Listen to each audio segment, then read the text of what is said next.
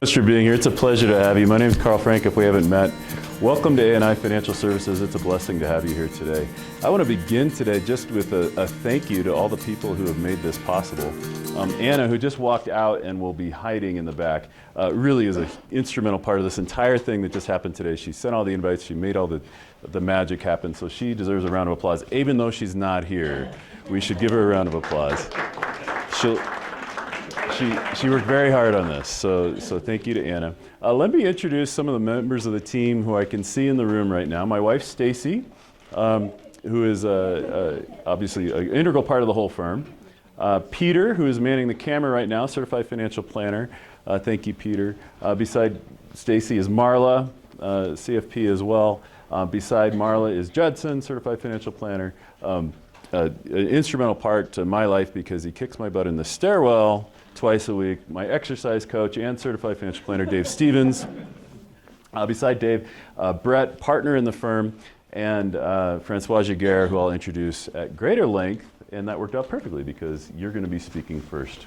So next, I should give you our agenda. We're going to talk first about taxes. We're going to talk about the changes that happened in the last year. They're pretty dramatic, actually. In our world, these are dramatic changes. And that'll be the first half, and Francois will be speaking about that.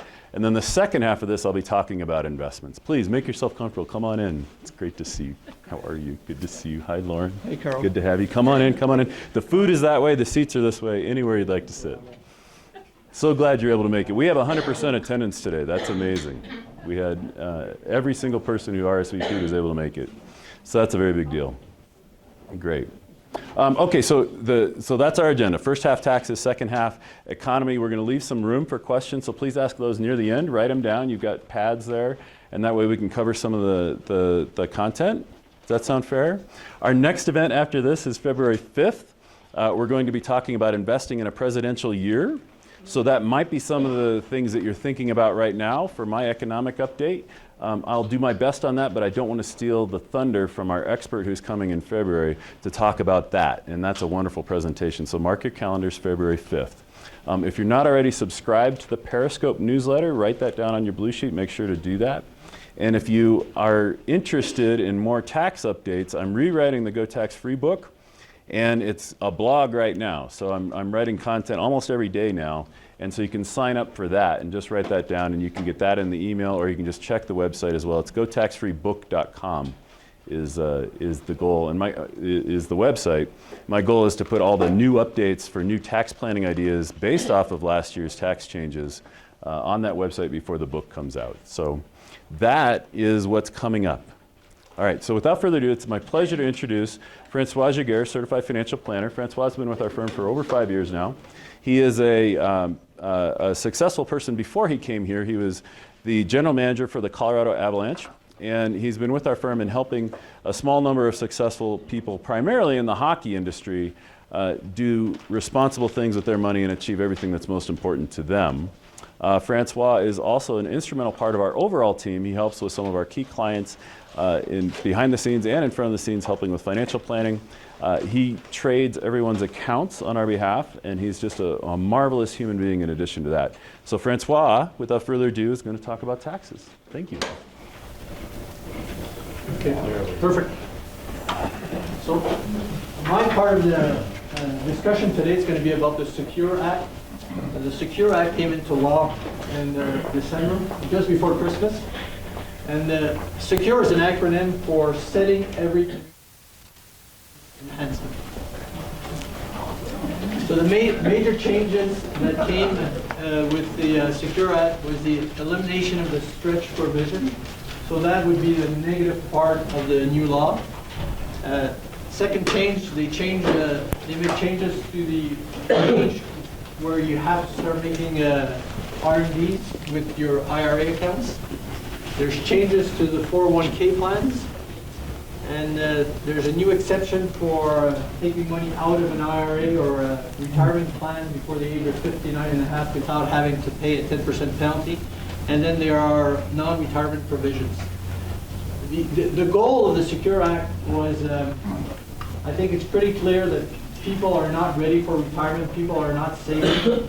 So what the Act is trying to do with some of these provisions is give incentives to employers, especially smaller companies, to start 401k plans, give incentives to kind of force employees to participate in the 401k plans.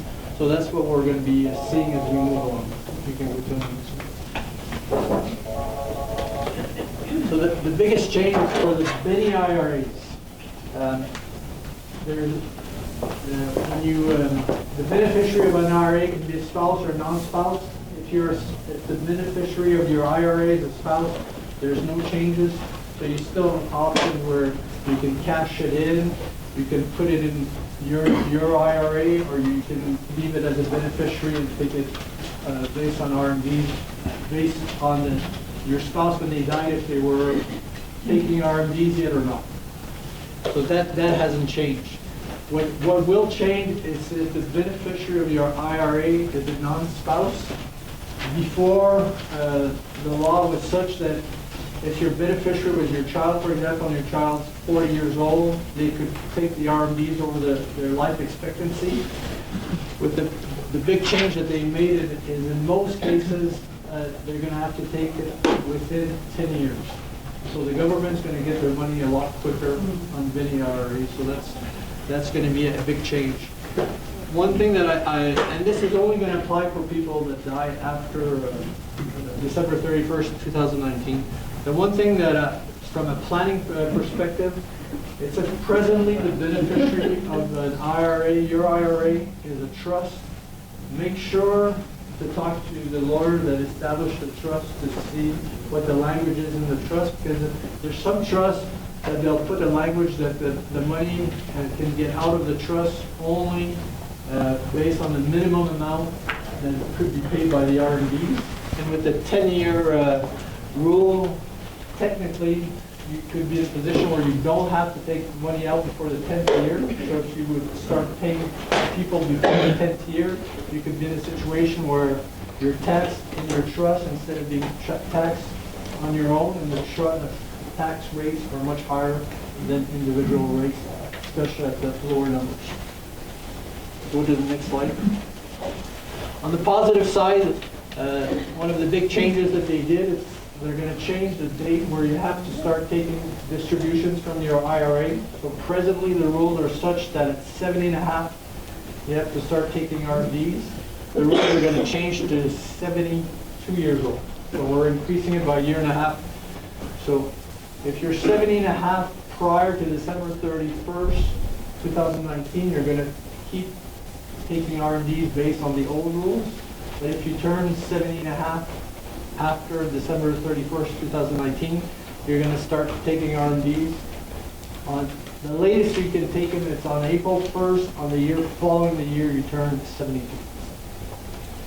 The second point, it's for qualified charitable distributions. So what this is an ability that we have. Instead of taking our RMDs out, we can take the RMD amount and gift that to a charity. When we do that, the income doesn't come into our tax return, and we don't get the deduction. And the advantage of that, especially now with the itemized deduction being less frequent because the standardized deduction has increased significantly, you can be in a position where by making a charitable contribution to a charity of your choice with RMDs, you still get the standard deduction and you don't get the income included. And the advantage of not having the income included is you can be in a position where, depending on your income, you'll pay less taxes on your Social Security. You could pay a lesser amount with Part B of medical care, so there's big advantages to keep doing it. And what people suspected is that this 70.5 would be increased to 72 when they increased the RMDs, but they didn't. So you could be in a position that even though you haven't started RMDs, you can still make those contributions for that year and a half. So that's a big tax planning advantage for our clients. The third big change is before, if you were 70.5 and you were still working, you couldn't make any more contributions either to your retirement plan, IRA, any of those things. Now they've changed the rules. If you have earned income, you'll be able to make contributions to your 401k, to IRAs. So those are another big advantage, because we're seeing more and more people working past 70. Can you go to the next one? Changes to the 401k plan. So the big thing here is that they're giving a tax credit, so there's an incentive for small employers. Small employers is defined as 100 employees or less that are going to establish a 401k plan. They'll have a tax credit of $5,000 that they can use for up to 3 years. In the past, it was $500, so this has increased tenfold. The second point is that if they do auto enrollment for their employees, they can get another credit of $500 for 3 years. And what auto enrollment is if you're a new employee, you're automatically enrolled in the 401k, and you have to opt out if you don't want to be in the 401k. And statistically, it's been proven that people, when you force your employees to opt in, they're going to save more for retirement, because most of them won't opt out. And if you force them to opt in, some of them delay doing it, they don't do it. So for saving for retirement, auto enrollment is a big advantage. The third big change that they did is, they're realizing that for those that save, they do a good job of saving during their working years, and then they get to retirement, and your 401k plan is not set up to help you in retirement to get some income. So they're trying to put an incentive in place where employers could offer an annuity option, and if they offer an annuity option, there's going to be a safe harbor rule that says that the employer fulfilled their fiduciary obligation by offering the lifetime income, the annuity.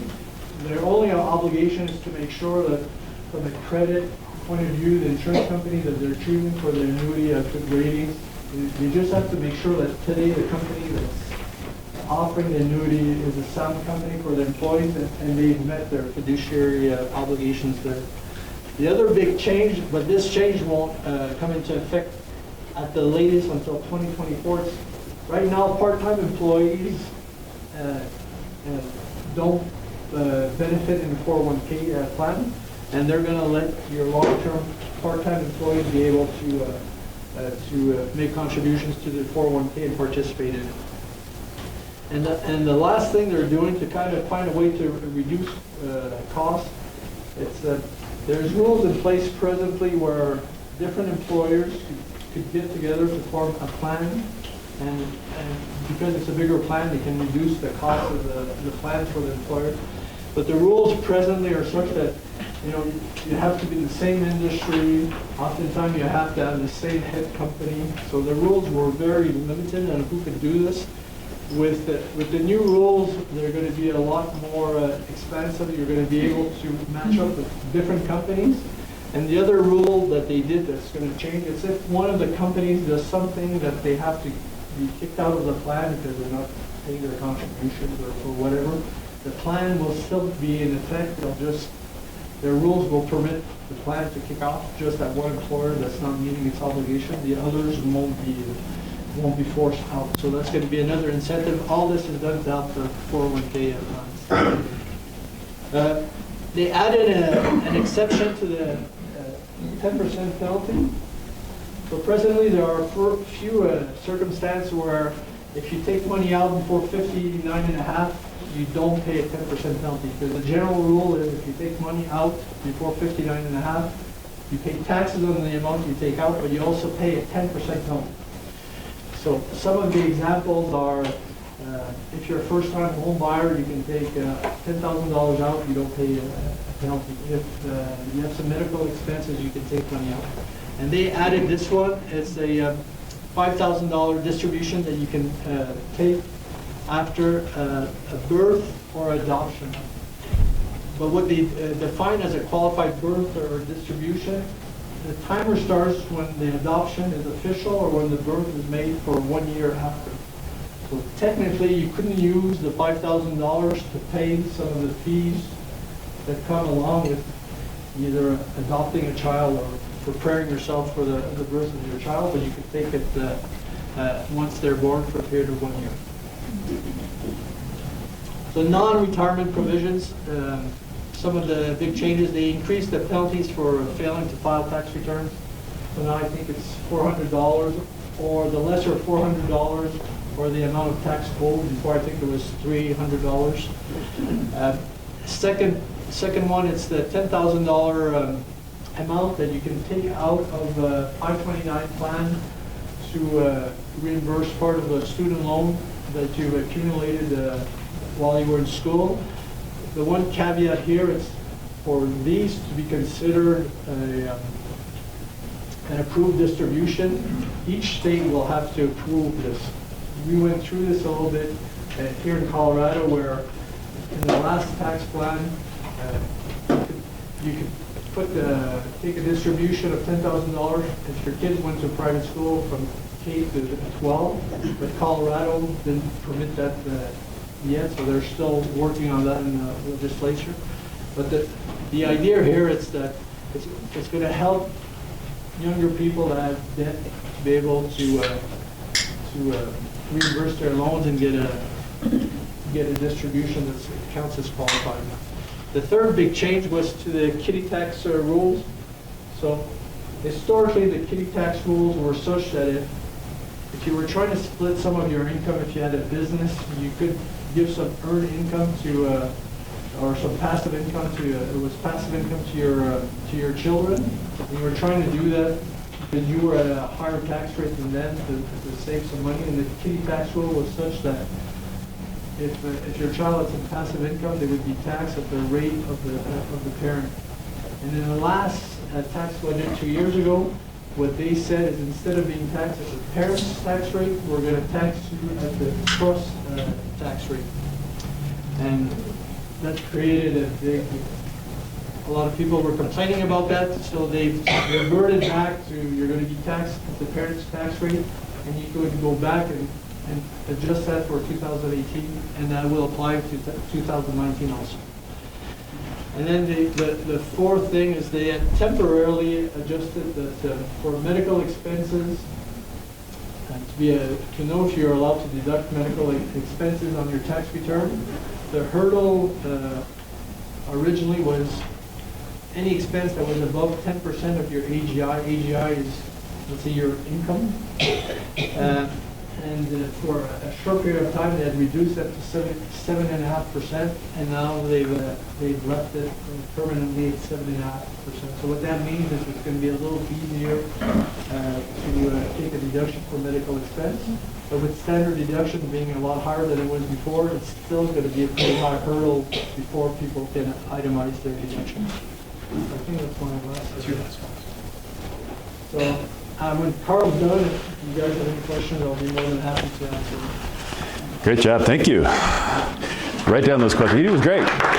Yeah, thank you. That was great. I hope I get half the applause. That was wonderful, thank you. Because I'm going to talk about the economy, which is everybody's favorite topic, right? We'll just throw in death and we got it all. We got taxes, we got the economy. Actually, I hope that you're getting the feeling, if you haven't already looked at your accounts, that last year was a great year. And it was a remarkably great year. It was a remarkable year in countless ways. And very few people the year prior to this thought that last year would be good. In fact, I think almost everybody was wrong. And so everything I'm about to say, just take it with a complete grain of salt and blame it all on the company that's on the screen, because I'm going to use largely their slides. But here we go. So this is a company that actually works with the 529 plan of Colorado, Scholar's Choice. And behind the scenes, they're making a lot of economic equity decisions. So if you have money in a 529 plan and you have any money in equities, this is one of the companies that's managing it for you. And they do a wonderful job, and that's why I'm borrowing their slides. And so we'll use their predictions. We'll use their measurement. We'll kind of take the temperature of where we're at right now with the economy here in the US and around the world, and we'll talk about what it really means for you and I as investors. So let's take a look at the next slide if we could, and we'll go through it fairly quickly. And the first one is really the wall of worry.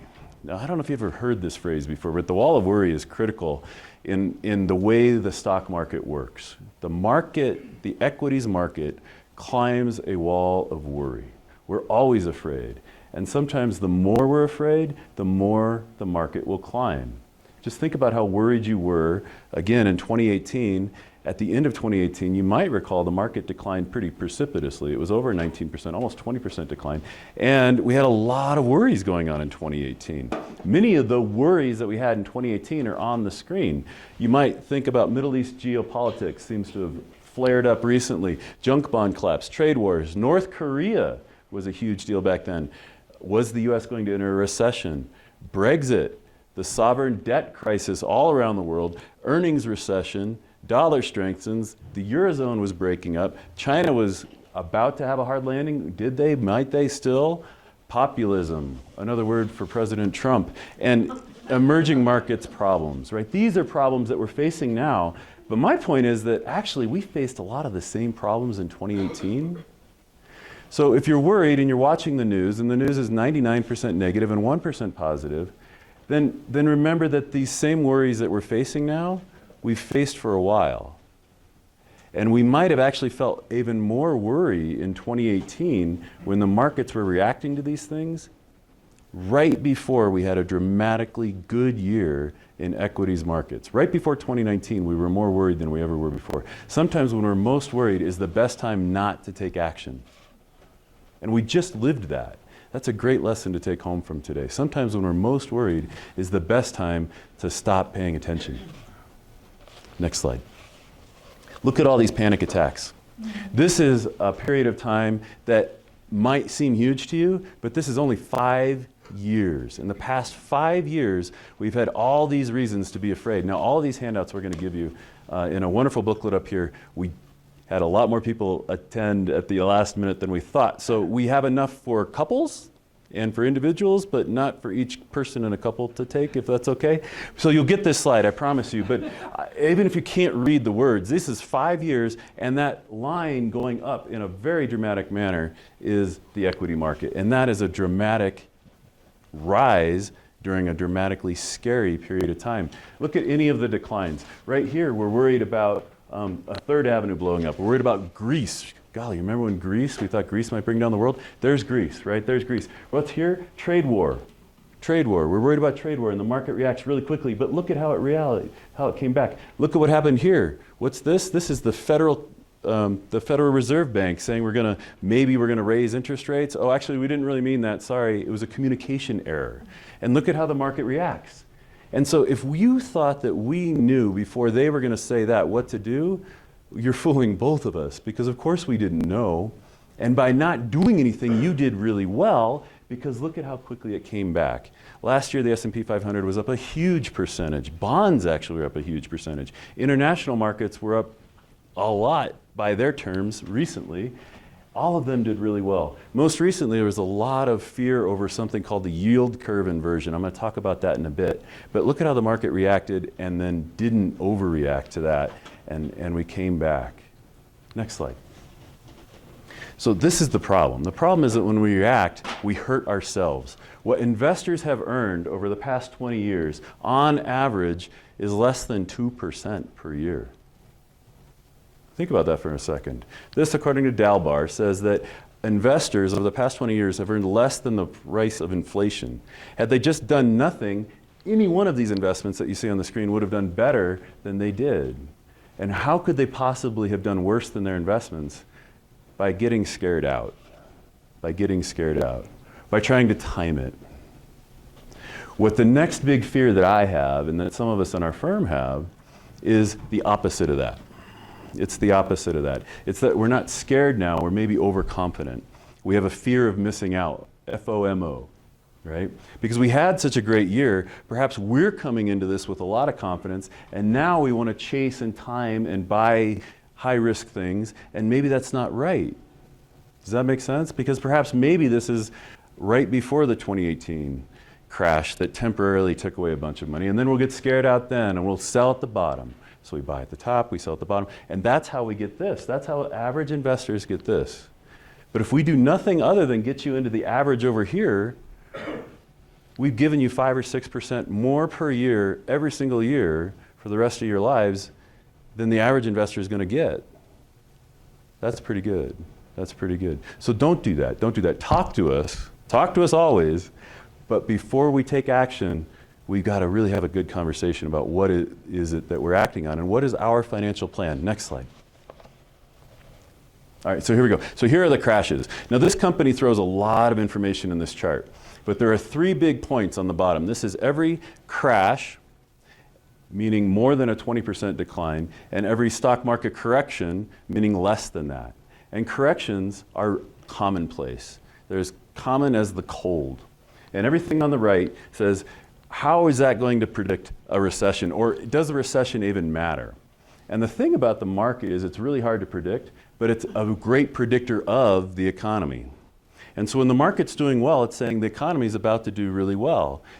We can't predict that, so we pay attention to the economy, and that's what we're going to talk about next, and that's where this company does a really good job of dividing it. But there are 3 big points here on the bottom, that when you have a big crash in the market, it lasts longer. It takes longer to recover, 3.7 times as long to recover from a big crash than a small time. It's bigger, it's 2.3 times as severe, and it's 3 times as likely to correspond with a recession. That's the 3 big points to take away from. So that anything you spend, anytime you spend on CNBC, you notice we don't have it on the television screens around here. We don't have any of the economic, I'm just going to call it pornography. It is economic garbage that is thrown in our face all the time that is quite offensive to your financial plan. It's failing you, but it's delivering you a whole bunch of scary stuff so that you'll stay glued and maybe buy something from one of their advertisers, right?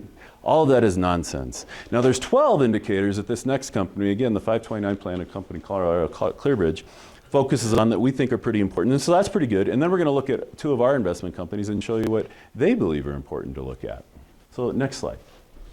So this, to give you perspective, many of us right now, in this week's Periscope and next week's perhaps too, I'll be talking about the economy just a little bit. And many of us are thinking, gosh, perhaps maybe it's just gone on too long, right? It's been a long time since we've had one of those big crashes, which is true. 2008 has been a long time ago, right? Some of us are putting kids through school. Some of us had children who were in diapers back then. Some of us in our firm had kids who weren't even born yet 12 years ago. It's been a long time since we've had that big crash. But like that previous slide showed, we had a pretty good correction at the end of 2018, not very long ago. We had another really big one in 2015. We had another really big one in 2011. The market's been reacting all this time, but the economy has been chugging along for a really long time. Our current recovery in length of years is along the bottom, and it's this blue one. And it's been roaring along since 2007 at this tepid rate. It's almost like it's on reverse on the highway. It's the slowest recovery in history. You hear this phrase all the time, and if you hear it in any of the political debates, think about that, what it really means. It's the longest we've ever had, which is amazing, but it's way below average, way below average. Every other line up here has had a much faster economic growth over a much shorter period of time than the one we're experiencing right now. So if we're just humming along at a really safe pace, the confident person inside me says, we've still got a lot of room to grow, right? We've still got a lot of room to grow because we have not outspent ourselves. We haven't grown crazy like we did in the 60s. We haven't gone crazy like we did from 90 to 2000 during the dot-com fiesta and then crash, hangover in 2001, right? It wasn't that type of an economy that we're talking about today. This economy has been going on. It's the most unloved economic expansion in history. All right, next slide.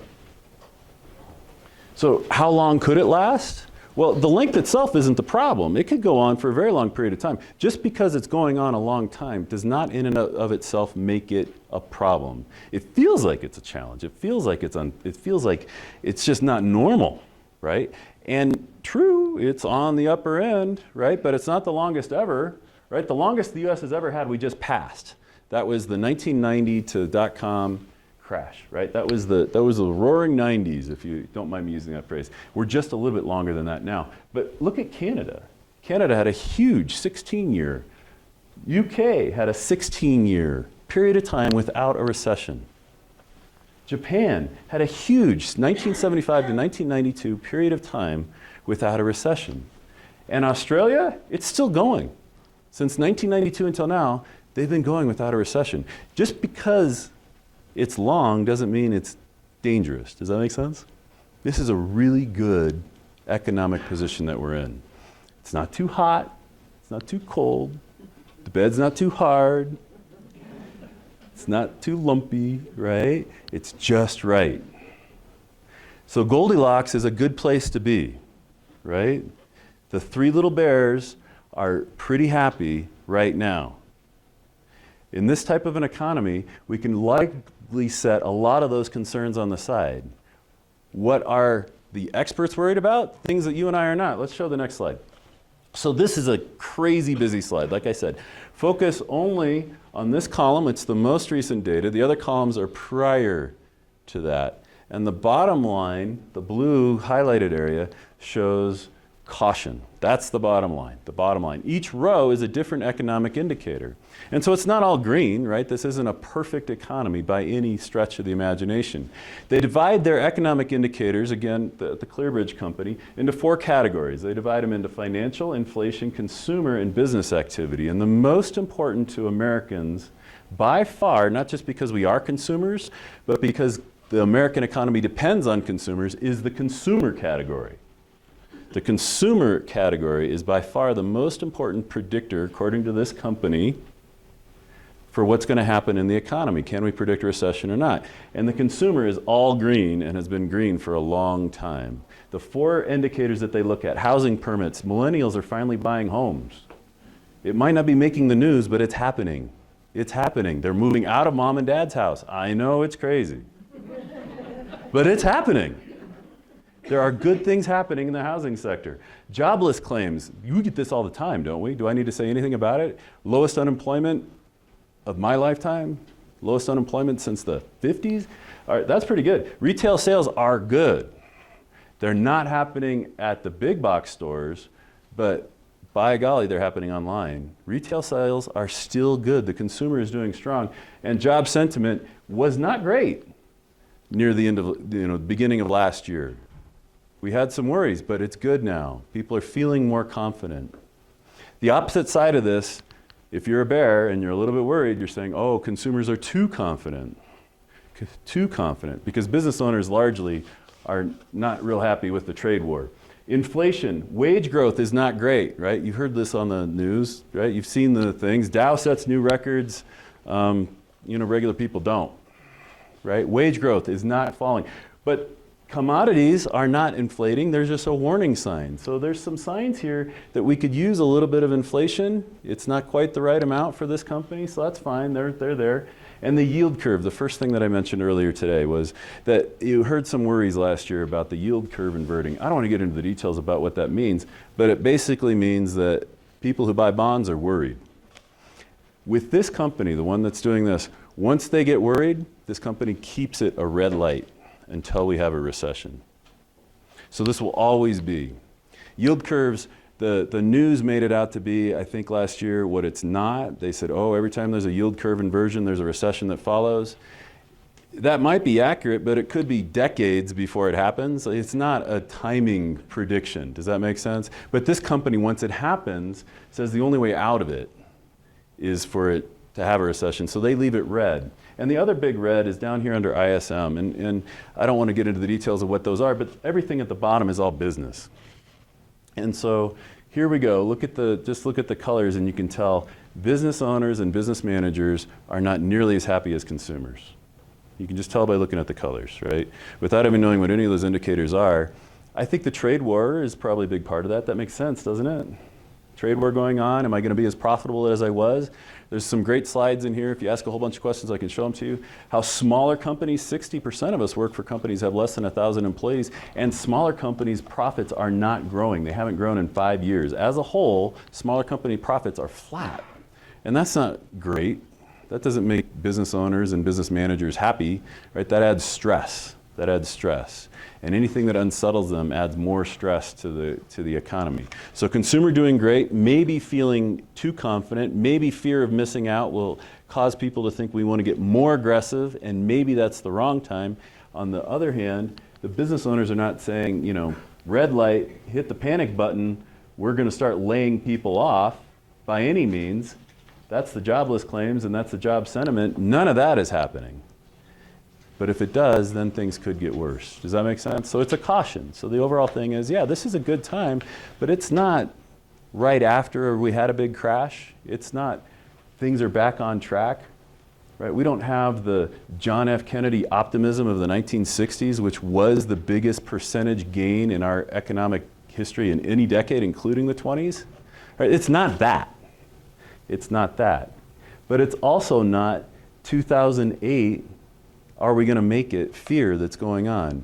But we still feel that, don't we? I mean, some of us still do. Some of us are like, oh my gosh, right? Are we skating on thin ice? Are we okay? Are we going to be okay? Does that make sense? That's the bottom line. So I love this indicator. I love this company. They're doing a great job for the state of Colorado. Next slide, if you don't mind. This is their track record of predicting things. So again, every column, it's a ton of data here. And you're going to see they did okay, right? They did okay. They did better than some. They didn't hit every single recession. They didn't predict every single recession. They didn't, we're not going to use it as a timing indicator or anything, crazy like that. But immediately preceding all of the major recessions you see here, they said, watch out, right? Except for the yellows where they said caution. But there's a 1969 to 1970 crash. There's the 73 to 75 crash, which was a huge stock market crash. And it was stagflation, and we had some presidential politics going on in those years. You might remember something called an impeachment. 1980 was a dramatic crisis. Interest rates were up here, stock prices are way down here. It would have been one of the best times in your life to have said, I am not afraid, and just gone all equities. Your percentage return since then would have been amazing. So even if we have a recession, it's impossible to change course. What matters is the financial plan. Even if we had a tool like this back then, which we didn't, it wouldn't have helped. Does that make sense? It just helps you kind of gauge, well, how worried should I be? Should I be talking to my financial planner about more planning? Am I okay? Should I get more insurance? Should I get things that'll keep me safe just in case? Does that make sense? That's what really matters right there. It's the plan, and then how do we react to everything else? So the track record's okay. Okay, so next slide. So we like that company. They did a good job. This is a company that's actually managing some of your money, so this is probably more important to you. This is Athena Invest, and the next slide will be from our other company. But Athena is saying basically the same thing as what I just talked about. You can go out on the web anytime you want. You go to Athena Invest, or you can go to click on the link on every Periscope at the bottom, Market Barometer. Click to athenainvest.com if you want, click Viewpoints, and then click the market. And I'll tell you what they're thinking right now. And they divide it into 4 categories. And the only one they're worried about, this is the only thing to worry about, don't worry about anything else, is the fact that the market went up like crazy. The valuation of the market is high. They say it's 19.9, call it 20, just to round up, which means that you're spending $20 for every $1 of earning that you're getting out of the S&P 500 company. So that's a little high. To put in perspective, with Amazon, it's going to be hundreds of dollars. With Tesla, you're paying for a cup of coffee. You're not getting any earnings, right? They're spending every dollar they're bringing in. So the earnings of those companies are even higher. The PE is even higher for the companies that did best last year, right? And for many of the companies that are value companies that are at the other end, their PE is much lower, and they might, in fact, be a little bit more safe right now as we come out of one of the best stock market years in history and go into a presidential year. The only thing that they're worried about is valuation. The technical analysis is great. They look at the economic indicators, and they're like, positive to mixed. And then over here, again, behavioral, people are hanging in there. We're not going crazy, but the market just went really well. It just did really, really well last year. Does that make sense? So that's the way that company looks at it, and it's all quantitative. Our qualitative manager is very different. So the next one is Litman Gregory. So Litman Gregory, I'm ahead of them. They don't officially announce until next week. So I have no idea really what they're going to say. They could totally change their opinion over the next week. But I've been working with them for a very long time. We're on our 2nd decade together, and I tell you, they don't really change their mind a whole lot. That's one of the reasons why I love them. They're consistent, they've got conviction, and they've got the right strategy for our clients. The only thing they're worried about, again, is similar to Athena. It's the U.S. equities. They like international, they like emerging markets. They're worried a little bit about fixed income. They're worried about muni bonds. Did anybody come to our wonderful a bond presentation just maybe 3 or 4 months ago where we talked about some worries that we had, the BBB bond threat. It's something I don't want to dive into detail in here today, but in this low interest rate world, companies are taking on a lot of debt. I mean, it just makes sense. If you can borrow at a really low rate and make more money, then the more you borrow, the more you can make. So companies are doing that. But you and I, consumers, the real people, we're paying off our debt. Our debt has never been lower. Over the past 15 years, we have reduced our debt by 15% on average per American. That's a really big number. That's a really big deal. So since 2008, American consumers got more safe, right? American companies said, hey, this is crazy. I want to make money, right? My retirement plan depends on my company making money. I'm going to borrow more.